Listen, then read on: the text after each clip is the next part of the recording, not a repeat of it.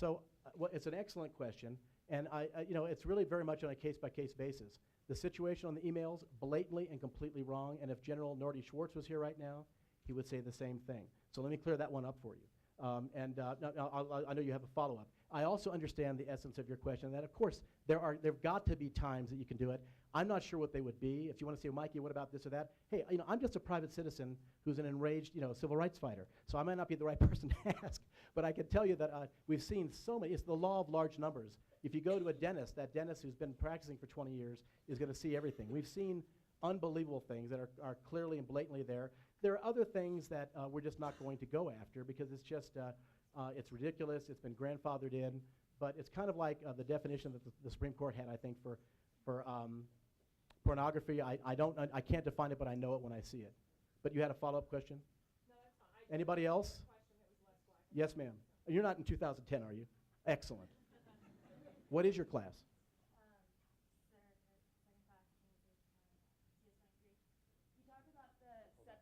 Can you repeat your question?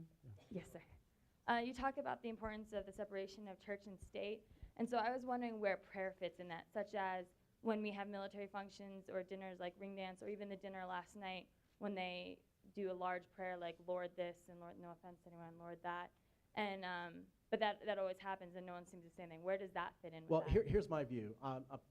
Personally, I don't think that I would prefer not to have it at any function, but we're not going to. We'll take that on probably in the year 2040 because it's just not something that's a personal thing. As a foundation, if it's a secular prayer, we will support that. Although we have clients of ours that don't like that at all, that scream about it. I fully understand it. But here's the problem with that. Cadet second class. What was your name?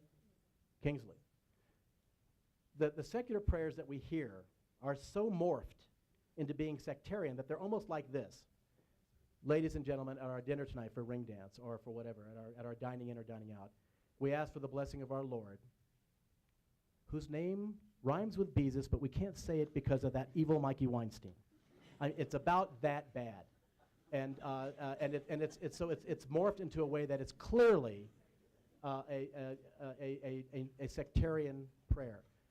Attacking prayers and the Air Force's official position is that change of command ceremonies, retirements or whatever, it is appropriate as long as it's secular. And I'm here to say again, the word secular is not like farting at the Queen's table, okay? It actually is something that's very, very American. I know that many people think, oh my God, that secularist Mikey Weinstein and his foundation. But that'll be for the next speech when I come back in another 10 years.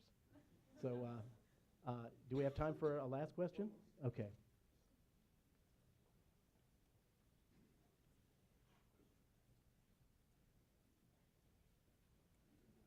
Now, is this a fourth classman? Yes, sir. Do you still call them doolies? No. Can I just say that as a graduate, and Michael knows this, it drives us crazy when we hear freshman, sophomore, junior, senior, and that you still use the numbers, right? Fourth class? All right. Okay. C4C Tappa from CS22. Sir, Leon Cass of the President's Council of Bioethics has almost accused my generation of being perpetually distracted by the media, YouTube, Facebook, cell phones. And we have a hard time discerning our own culture and our own values as a result of the massive amount of information that we have. One of the famous things that the fourth class member would go through is the duty, honor, country quote. If we don't get a firm understanding of that from our school system and from our own parents and from our faith, then where do we seek those values to truly understand how a constitutional obligation arises and what it really means to raise your hand up and swear the oath? Well, I'm going to go back to a great question to end on. Remember, I mentioned H.G. Wells' definition of civilization being a race between education and catastrophe. And that's why our foundation has made this offer today to help fund, if it can be fit in, the dean may be here or may not be here, a semester class just on the Bill of Rights itself. Those are our most precious freedoms. You're the guardians of those freedoms. And I think that this is part of the catharsis of being a cadet and being at this academy. We really depend upon you. I have better REM sleep at night knowing that we have cadets at West Point, midshipmen at the Naval Academy, and cadets at my favorite place here that are going through a process and learning what this is about. We really depend upon you. I don't want you telling a fellow airman that you're dead to God. But by the way, we're having a staff meeting now, and we'll talk about the combat mission. That's not what it's about. But I think that this is the mission of the Air Force Academy, which is to educate and train. And you must take a hard look at the Constitution and the Bill of Rights and the Federalist Papers. Yes, it takes time, but it should be a joyful thing. You're all here giving up, potentially your lives. What you're doing is noble. What you're doing is noble and honorable. America looks to you. I look to you. Our foundation looks to you. Our clients look to you. Our lawyers look to you.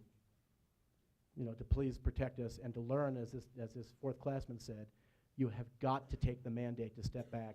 And if you are a member of these parachurch organizations that I mentioned before, that's fine, but look at where the line is so that you are not doing something that violates the oath that you took.